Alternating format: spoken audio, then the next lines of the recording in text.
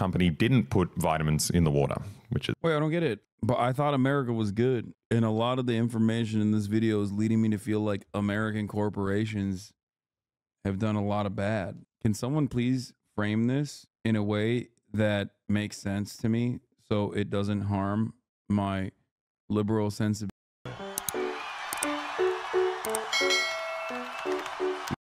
Boy, the environmental disaster. So you might have heard of or the BP oil spill, or even Exxon Valdez. What if I told you that there's an even worse natural catastrophe in the Amazon that no one knows about?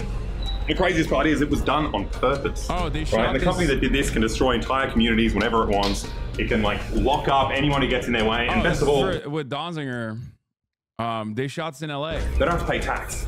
Now we're talking about Chevron, and their headquarters are right behind this wall, right? Now you might think we're here to cause a scene and be really annoying. There's one thing you should know about us, is that we love power and we love oil. So we're here to get a job. Do we just go up the... Okay, maybe they didn't this part in LA. I think this is...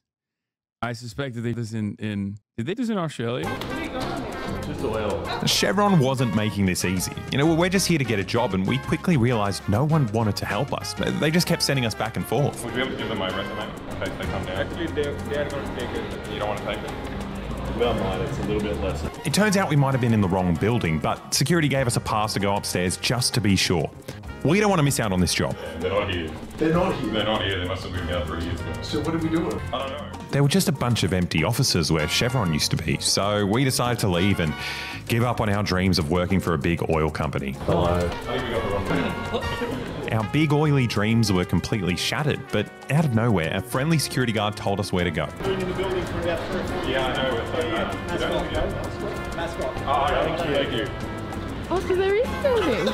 Finding a job isn't easy, you know? Sometimes you make mistakes. You know what they say, the key to any new job is persistence, so we showed up at the new headquarters. You guys here for a meeting? I just want to get a job with the oil company. Yeah, we've got our resumes here. As you can see, we're very oily, man. Just come out the front for us. Wait, come out the front. Go in there? There's a security risk here. Oh, it's Why? dangerous in there. No, it's just a security risk here. You can't get access to the building. Okay, even if we're this oily? Yes. Okay. We thought you guys love oil, though. I want to get a job. Can you guys give our resumes to someone? Thank you. So we can't get a job here? Cool. So we've had some kind of misunderstanding. Chevron doesn't want to hire us today. But also, we're also not allowed within 100 meters of Chevron or any of its subsidiaries, which is a bit of an overreaction. Look, I'm not an idiot. Like, I know this looks bad. I understand how it looks, but Chevron, if you're listening, I'm not some kind of like creepy, unhinged stalker that's making videos about you on the internet. No, I'm a normal guy. I'm just a regular, well-adjusted person, and I'd also make an asset to your company. Bro did not get a job at Chevron. He is putting the fries in the bag. Stick to your day job. We just need to, if you let me explain it from the start, you'll understand. So if we go to the beginning, which is, it actually all started pretty much around, where to start? It's wide. Aha, here. In 1541, when Spanish explorer Francisco de Orellana first set sail down the Amazon River in Ecuador looking for El Dorado, the mythical city of gold. Now, spoiler alert, he did not find a city made of gold, but he did find a lot of rocks made of gold, and silver, and iron, and copper, and slaves, and fruit, and coffee, and slaves. All the Europeans had to do was 56 million people, and before you know it, everyone got in line. South America became a never-ending conveyor belt, kind of like this belt grinder here. It just keeps going in circles, loading up stuff on this end and emptying it all in Europe on this end. And that's me. I'm Europe in this analogy. Now, the real-life conveyor belt is even better than this because, you know, unlike a belt grinder, it doesn't hurt your face when you use it. It pretty much just gives you free stuff for like the next 500 years and counting. Like, eventually, Chevron will make really good use of this conveyor belt to like suck all the oil out of South America and, you know, make one of the worst environmental catastrophes we've ever seen. But that's for later in the story. For the first couple of centuries, he chipped his tooth doing that? That's insane, dude. What the is... God, these guys are so ridiculous. It was primarily used for gold and a couple of other weird things like cigarettes and purple shirts. I don't know, Europeans love that stuff for some reason. But my point is, it's a solid conveyor belt. Even when the South Americans eventually kicked out the Western powers and started ruling themselves, the conveyor belt stayed intact. Over the next 100 years, every now and then they would elect someone who wanted to keep all these profits in South America, but the CIA would just organize them and replace them with a more business-friendly leader, i.e., someone who would make sure Western companies got all the profits. Ecuador is a great example. I mean, look at Jose Maria Velasco Ibarra. I mean, you don't have to look at him.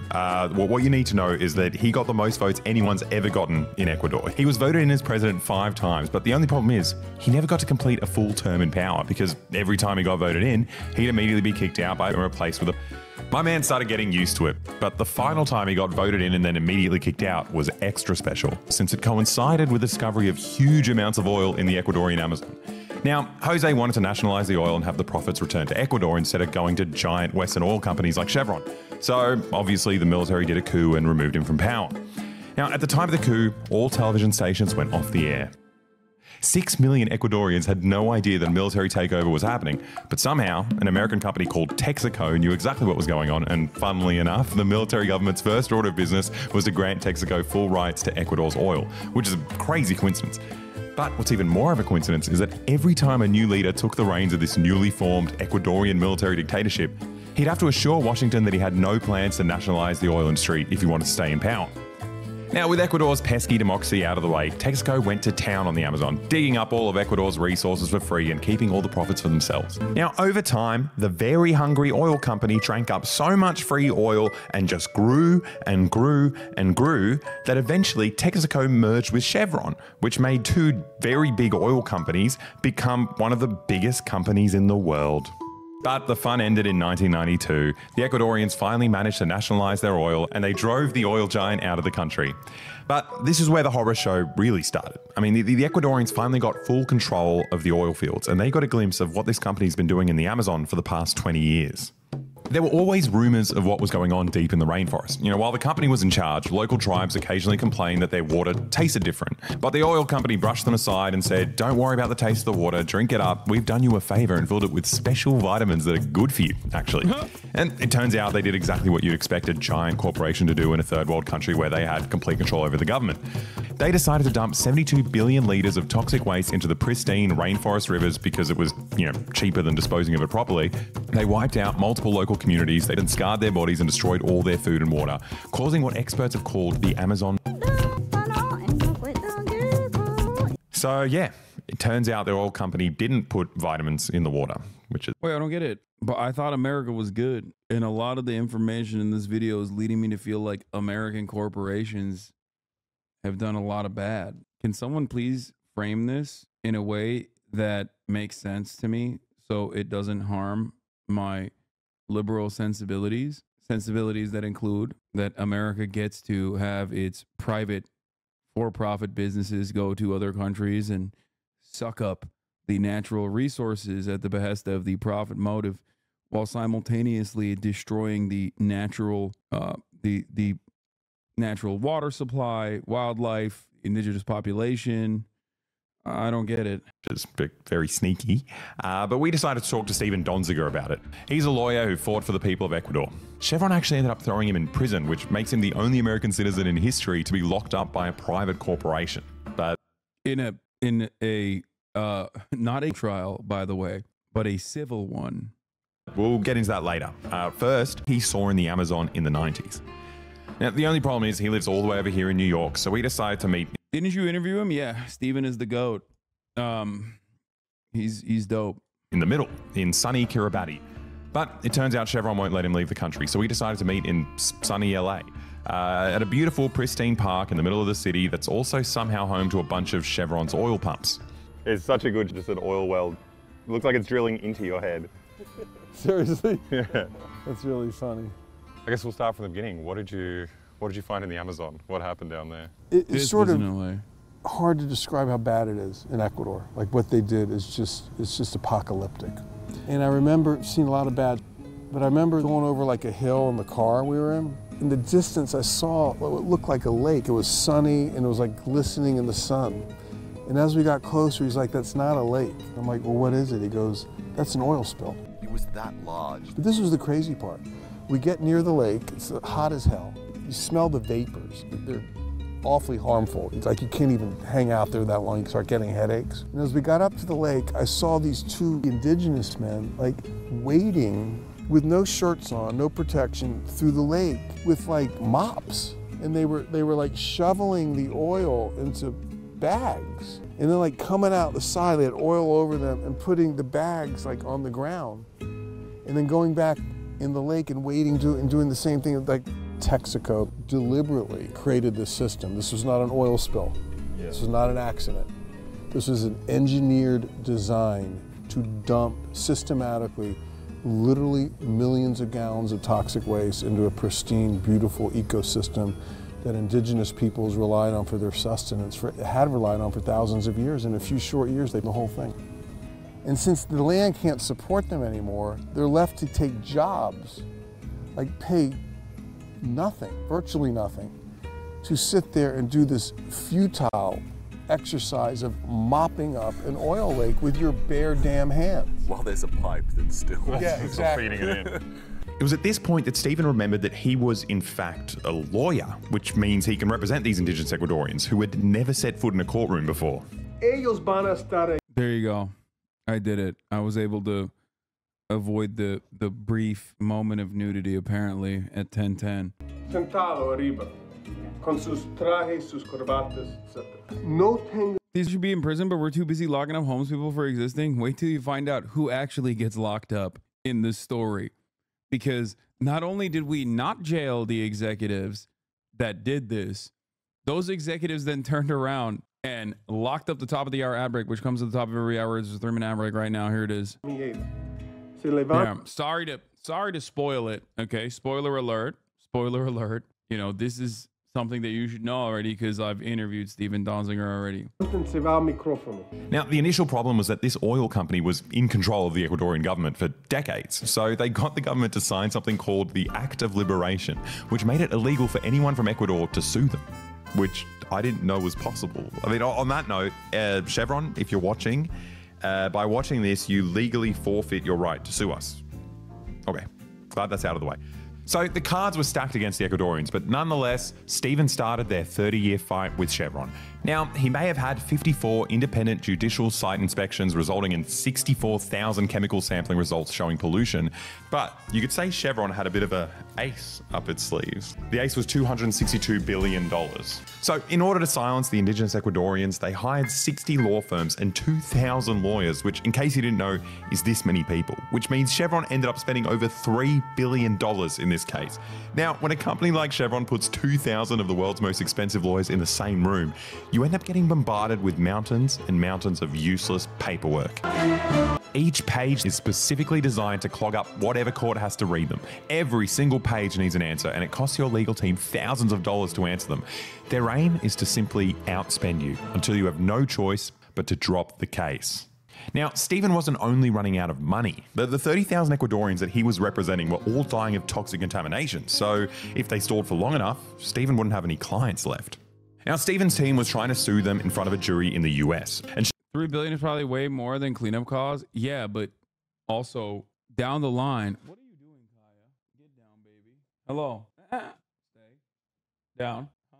What I was saying is, if they don't pack this up, then it's going to obviously, one, it's going to kickstart a landfall of other similar points of litigation from many of the other countries that they exploit in similar fashion. So you can't do that. You can't set precedent that this kind of thing is prosecutable. Chevron sure as hell didn't want that. So after 10 years of stalling, Chevron eventually won and got to choose to do the prosecution back in Ecuador, a tiny country with no real power to enforce any rulings. And then the next 8-year battle began. Now, Chevron didn't just stall and outspend Stephen. They got even sneakier. They went so far as to set up fake laboratories. They would pose as independent labs who studied soil samples and coincidentally concluded that there was actually no pollution in the Amazon. But it turns out they belonged to Chevron, and thanks to a group of brave whistleblowers, the truth got out. Now, we've covered Australian whistleblowers. A lot of our friends have been sued and imprisoned for doing the right thing. But these guys are on a whole new level. Like, when you get in the way of Chevron in a third world country, you usually get tortured and murdered. Like one of the main indigenous representatives for this Chevron case, Pablo Fajardo, He was receiving death threats as soon as he joined the legal team, and as a warning, his brother was tortured and killed, and the government refused to investigate it. Es este lugar donde está sepultado mi hermano. Mi hermano murió 8 días antes de que realicemos la primera inspección judicial del caso Texaco. Le habían torturado fuertemente, cortado su rostro, no tenía nada en la cabeza, no se le conocía, no se le identificaba. Alguna vez un informe militar le dijeron a uno de mis hermanos que el que buscaban era mí. But in the face of all this brutality and corruption, the people of Ecuador just kept fighting, and they won. Like, it's insane. Chevron was ordered to pay $9.5 billion to the people of Ecuador. Like, David beat Goliath. This had never happened before. It was a landmark ruling, like one of the biggest cases in world history. Except, you know, that also got held up in the court. And somehow the indigenous Ecuadorians beat one of the world's biggest corporations. But it was time for the next ace up Chevron's sleeve. Also money. It was also money. They lobbied the US government to sanction Ecuador. They pulled all of their assets out of the country before the court could seize them, knowing that they were so rich and powerful that no other country would dare enforce Ecuador's ruling. Their top lawyer famously said in 2009 that we will never pay a penny of this judgment. We will fight this until hell freezes over, and then we will fight it out on the ice. I mean, look, considering that they're polluting the planet, maybe, you know, hell will freeze over pretty soon. Yeah, that might come sooner than we think. So now, after 18 years of fighting, Stephen's team has to chase Chevron around the world, trying to find a country that would enforce this judgment and finally make Chevron pay for purposely destroying these people's lives. In the meantime, the Amazon still looks like this. You know, this giant Western company drenched it in toxic waste, and the few bits of the Amazon that are still pristine are now reserved for rich Westerners who just shit and vomit all over the rainforest floor while trying to find themselves on an ayahuasca trip. But if you think that's bad, things are about to get much, much worse for the Ecuadorians. Chevron knew full well that if they ended up paying this judgment, they'd set a precedent, right? Their whole business model, like the way they make insane profits is by just like going into a country, sucking up all their resources for as cheap as possible, and then just dumping the waste wherever they want. And then they leave the local communities to pay the price, right? If Chevron pays $9.5 billion to the Ecuadorians, soon every single community they've destroyed around the world will start asking for money. So they decided to make an example out of Stephen to, you know, scare other lawyers from doing what he's done. So they took him to court in the US and claimed that he had bribed an Ecuadorian judge personally to rule against Chevron. And to prove that, they got this guy called Alberto to kind of stand up in front of the court and just, you know, say that that's what Stephen did. Now, here's the catch. Alberto said that during Stephen's case, and then 3 years later, he admitted under oath to an international tribunal that Chevron paid him more than $1 million to lie about Stephen, which is insane. But the crazy part isn't the $1 million lie. It's the fact that it took 50 days to coach this man on how to present fake testimony, which, you know, I know there are so many wild parts of this case, but 50 days, like paying the world's most expensive lawyers for 50 days just to teach this guy how to recite a lie. I mean, is he an idiot? Like, how does it take him 50 days to learn how to lie? Like, I swear it should take a day. Like, in fact, I've hired an Ecuadorian man to prove how easy it is. And to replicate the stress of a courtroom, I've also taken his clothes off. Esteban gave me lots of money. He is very, very bad man. Also, Chevron is very good company. Brillante, Diego. Eres muy talentoso. No jodas, solo 15 minutos. Diego, venga. Eres muy talentoso. Bravo, Diego. Bravo. But anyway, Alberto told his $1 million lie and tricked a jury into ruling against Stephen. Well, actually, no, it wasn't a jury. It was all decided by this one guy, Judge Louis A. Kaplan, who's coincidentally funded by Chevron, but that's for later in the story. For now, Alberto is kicking back in California, receiving a lifetime salary from Chevron, and Stephen found himself in a whole lot of legal trouble. He got his law license revoked. Like, they froze his bank accounts and they took his apartment. Like, they literally took the clothes off his back and probably like the pants off his legs. Also maybe his underpants off his penis or something. And so Chevron wasn't done. So they got old mate Judge Louis A. Kaplan to take another crack at him. And just on a side note, why does he look like that? Like, why does every single ghoul who sells their soul to a big corporation end up looking like this? What's going on? Like, I don't understand. Is this what happens when you make a deal with the devil? It's hideous. Anyway, so Judge A. Kaplan, Big Louis, he wants to confiscate Stephen's laptop and phone. Which Stephen obviously appealed because of, lawyer-client confidentiality, but also ethically. The last thing you want is to give Chevron a list of every single Ecuadorian who stood up to them and exactly what they said. So while Stephen was appealing it, the judge went to the US government and said, look, this guy's disobeying court orders. You need to prosecute him for contempt of court. Can't what Chevron be doing considered economic and chemical warfare in any way? If so, take it to the international courts. What are you talking about? Who's going to prosecute Chevron, brother? They are literally more powerful than any fucking international court. They can't even get a goddamn government. Chevron, like, Chevron is bigger than America. What are you supposed to do? And the US government, to their credit, were like, no way, like we're not getting our hands dirty with Chevron's corrupt case, just leave us out of it, right? And, in most countries, this would be the end of the story, right? If the government doesn't want to prosecute you, then you're free. But this wasn't a normal country. The judge actually managed to run a private criminal prosecution for the first time in US history. This is where a private company can take over the government's job and decide who goes to jail themselves. So essentially, if you're rich enough to pay for a court... Like, this is after there was no criminal prosecution. Like, prosecutors were like, yeah, we're not going to do this. This is insane. So they were like, okay, I guess we'll do it ourselves. For all intents and purposes, you're the government now. And you don't even need to have a jury. The judge you hire gets to decide. Now, it's bad enough to have a private company sending someone to jail. But what's worse is that everyone who's meant to be independent is actually on Chevron's payroll. The original judge who decided this was a Chevron investor, and the law firm he had handpicked for the private prosecution, Gibson, Dunn and Crutcher, was paid $3 million from Chevron just before they started prosecuting Stephen. And there's even more law firms linked to this. Like, it's insane how these law firms are so good at breaking the law. Like, I think it's just like when you have a business that is just a bunch of last names in a row, people take you more seriously. Like, it's easier to get away with stuff. I don't know. But anyway, there's a lot of info out there on like exactly how Chevron funded these companies. But if you think that's exciting, then you're a nerd.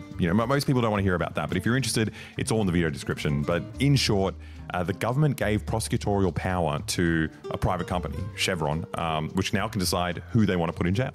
And they can use that against Stephen. And while they're deciding on this, Stephen's, locked in his house with no money. He put an ankle bracelet on me.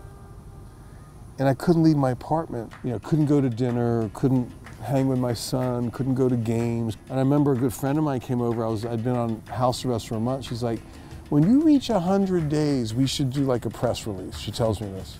I'm thinking to myself, are you fucking crazy? This isn't gonna last 100 days. 100 days came, she was right, she knew something. 200 days came. Being under house arrest for, was like 1,000 days, how long were you? 993 days. So just under 1,000.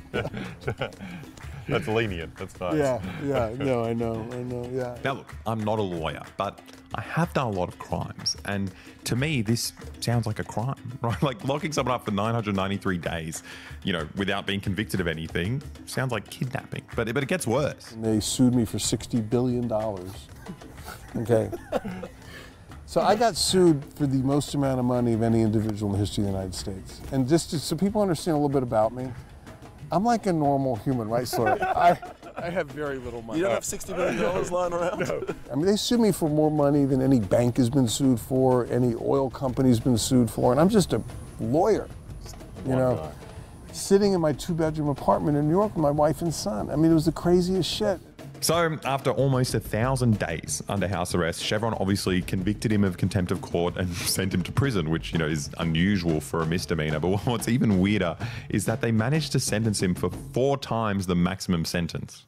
So prison was crazy. I was scared that honestly they would kill me in prison. Because given how irregular everything was and how corrupt the shit that had gone down, I'm like, my God, if I go to prison, I'm going to be completely vulnerable. Yeah. They could arrange for me to die, for a guard to kill me, or they could charge you with another crime, keep me there forever. Now, unfortunately for Chevron, they didn't manage to kill him in prison. But in fact, the prison was actually more on Stephen's side than he expected. Like the prison management was just embarrassed to have this obviously innocent man in a maximum security prison on a misdemeanor. And it was horrible PR having, constant protests and visits by celebrities and politicians and multiple reports from Amnesty International and the UN. The prison wanted him out of there. But the prisoners, on the other hand, wanted him to stay. Several of the inmates gave me a nickname, the counselor, because they would come up to me and want advice on their cases. my response, I thought, look, you don't want advice from me. I'm a really bad lawyer. Like, you never want to get advice from a lawyer who he himself is in prison. Trust me, you don't want my advice. But I'll listen to your story. So people thought that was really funny. So they started to call me the counselor. You could get anything in prison if you had the money. And I eat a lot of vegetables, and like, the word was the food budget had been running out, so there were like no vegetables, no fresh vegetables in the prison. Like, everything was processed, gross food, not a lot of it. I was losing weight rapidly. So I asked this very well-known inmate who was a mob guy, who was super respected in the prison. I said, do you know where I can get a carrot? I said, all I want is a damn carrot. And he goes, counselor, give me a couple of days. So one day, like, he starts shuffling down the hall at night, and he goes, here, and he pulled out like the biggest, dirtiest carrot I'd ever seen. It was like it was just lifted out minutes before, it had dirt all over it. Wasn't in his ass? How do you smuggle that? Yeah. I'll tell you what, he's like, here's your carrot. So I washed it, ate a couple bites. I'm like, I'm gonna sort of try to eat this little by little every day for like 10 days. It was enormous. It was such a good carrot. So this is the funny part. I finished the carrot. A couple days later, every night at 9 o'clock, you have to stand in front of your cell, and the guards come in, and they literally count one by one with like those little things, 1, 2, 3, like everyone in the prison. So I'm standing in front of my cell, and I look down at the end of the hall, and like the guard who was like running the count, I thought I saw a carrot in his hand. And the craziest, at the end of the hall, there was this big trash bin. I saw him, or I thought I saw him toss the carrot into the trash bin. So I'm like, when the count ends, I'm gonna go see if I can dig that carrot out. But I'm like, but the other thing about prison is it's really clean. Like, the inmates keep everything hyper clean, and like, if you have germs or like don't keep clean or like take food out of a trash bin, you're not really highly regarded. Yeah, right. So I'm like, okay, I gotta go see if it's a carrot. If it is, pull it out without anyone seeing me, okay? So I walk down, I'm like looking, I'm like, that's a nice. And it's a big one too. But I'm like looking around, I'm like, I couldn't pull it out. So I went back to my cell, I'm like, I'll come back in like 10 minutes and everybody goes to bed. Came back in 10 minutes and God damn it, like, the trash bin had filled up and someone had taken it out. So I lost the carrot. But the point is, a normal human being in prison became so desperate for like food that I was literally ready to like dive into a trash can to get a carrot. No, I mean, it's the craziest. And like, and I thought to myself, what are you becoming? Because when you're in that environment, there's a shortage of food, shortage of love, shortage of education, shortage of opportunity, everyone's abused. You create the characteristics you need to survive in that environment. And like, I felt myself changing. Yeah. Wow. And I was really happy to get out of there. Yeah, I can imagine. By telling that story, I've eaten it. Have you? Yeah. But I bet not in prison. No. I mean, listen, nothing against eating carrots out of bins. I'm ready to do it, you know? I went from Harvard Law School with Barack Obama and jumping into a trash bin in a prison to get a carrot. That was really incredible if you think about it. So Stephen did his time and finally got to be reunited with his family. He was technically free, but Chevron succeeded in completely destroying his life and made it impossible for him to continue his work with the Ecuadorians. I mean, I'm not locked up, but think about it. I can't leave the country, I have no passport. I can't work, I have no law license. And I can't transact business, I have no bank account. And I can't work even a non-law job because I owe them money and they could take the money. So, you're looking at like, I don't know how to describe it, I'm like a half citizen. Yeah. Now this is all incredibly depressing. I mean, Stephen's life was destroyed because he dared to do the right thing. But here's the good part. You can fix this. Now, in our last whistleblower video, David McBride was about to go to jail and he didn't have money to appeal the sentence. Then we posted our video and had a link to his chuffed crowdfunding page. So you guys raised $90,000 for his legal fund in the first 3 days. Like, I didn't know we could do that. Like, how is that possible? It's insane. He was completely broke and he was facing down like a corrupt government. He was going to go to jail like for ages. And you guys gave him the money to launch an appeal. Like, you did that. Like, it's insane. So we've partnered with Chuff for this video to show the people in power that we can do it again.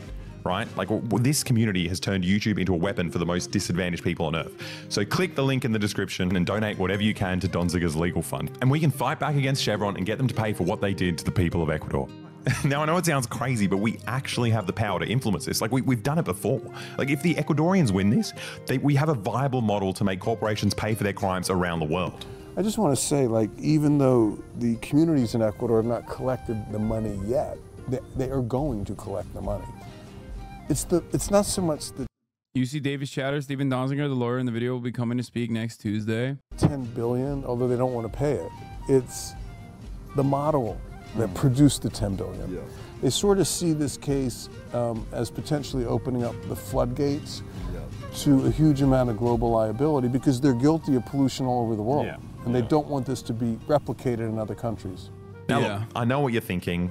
I don't live in the Amazon. It's just an obviously made up place full of fake animals. I mean, what's this thing? It looks like bad AI. The whole place is supposedly populated with these obviously fake creatures. But this isn't just an issue for the Amazon. Wow, what a flex. What a flex. Chevron keeps doing the same wherever they can get away with it, like here in LA. Now, if you spend any time in the poorer areas of LA, you'll see oil wells right next to some unfortunate person's house. But in rich areas, they'll legit build fake hollow office buildings and hide all their operations inside there. Like this. It's a fake building full of oil wells and no one knows about it. Do you know what's in this building? Yeah, that's... Dude, is that your house? No, dude. You think I'd let them film near my house? What are you, insane? Got 50 oil wells inside. They're pumping oil, but it's like a fake building. It's really weird. Are you serious? Yeah. It's my guest house, chat. Duh. It's like a fake building, and then they've just got all these oil wells in, but they have to like make it look like a building. That is crazy. We just walk past and not even have an idea. I'm staring at it, I'm like, there are no windows. It's no windows. It looks like a building, like to your brain, like if you just see it but don't pay attention. Then when you look really. That's my house. That's my. This right here is literally my building. Like I own it. Look, there's no windows. It's really funny. It doesn't say it's an oil well. It just says natural resources, but all it says is no smoking. I wonder what's going on. Something's going on now because look at you guys. Yeah, where What's it says. going on? There's like 50 oil wells in there, but it looks like a normal building. You know, I'm I think the building's Chevron. just like a shell. We heard about it. We just want to see it.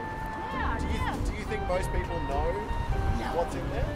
These fake buildings are everywhere in Beverly Hills. They even have an oil pump hidden in a high school, which they call the Tower of Hope, which is hilarious because, like, what's a Tower of Hope? Like, what is this thing? Like, why is it making noises? Why does my head hurt when I stand near it? I mean, people only realized it was an oil pump when it randomly caught fire. Now, while living next to an operational oil well is, catastrophic for your health, the bigger issue is that, just like in the Amazon, the government is so corrupted by oil money that they let Chevron do whatever they want. Once they suck up as much oil as they like, they just disappear and leave these open, toxic holes there. Because, it's cheaper than actually closing the well. And these abandoned wells are all over the city. Usually what happens is you're fed in every day, your 9-year-old daughter will start getting random nosebleeds or something, and eventually she'll lose the ability to walk. But that's only if you're lucky. If you're unlucky, toxic sludge will literally burst out of these abandoned wells, and you'll be in the same position as the indigenous Ecuadorians. The companies responsible will never compensate you, and they'll send you to jail themselves without a jury if you try to get your money. Now, Chevron's playbook is the same all over the world. Like, this is a global issue. It affects everyone, right? And we haven't even spoken about climate change and the fact that burning these fossil fuels is like cooking our planet in the long term. We're talking about Chevron, our planet, in the short term. Like, these companies, they come in, they take all our stuff for free, they don't pay any tax, and they just... Okay, but have you considered that an executive is making a tidy profit? But what about the dividends? These dude, never even once considering marginally increasing shareholder value. Think of the shareholders. Yeah, you won't. You won't. Dump wherever they want because our governments are too scared to enforce any rules. But the good news is that Chevron is scared of us. They're scared of vulnerable communities getting together and getting organized. They're scared of, lawyers who represent them, and they're scared of us, the people who support them. So click the link in the description and make Chevron pay. Also, if the oil wasn't pumped out, it could ignite. Very dangerous. They're doing us a favor. Yes. if you want to help fund more videos like this, please go to the Boy Patreon. You get a full video every month and access to the Discord community where you can chat with the boys and have a say in their future videos. By the way, since the video came out, they've raised our over 100. Here's the link: chuff.org/campaign/free-donzinger/bb boy. Here it is. There you go. Videos. Energy firms face legal threat over Israeli license to drill gas off Gaza. I bet it feels good as for the oil to be sucked out of the earth like that. I'm glad to suffer endlessly and have the entire future destroyed in flames just so the oil gets to feel like that once. Yeah, me too. Bro, chat already broke the link. Jesus Christ, chat. How?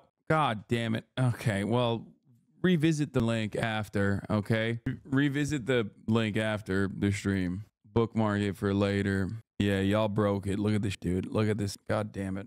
Wishing I got sucked by big oil. Yeah, me too.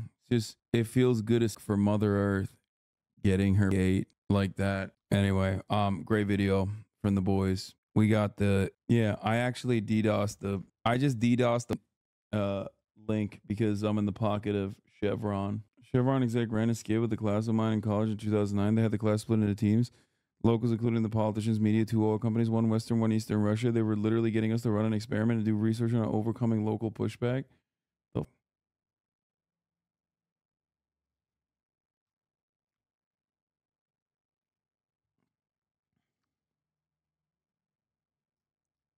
y'all know I'm in the pocket of big oil.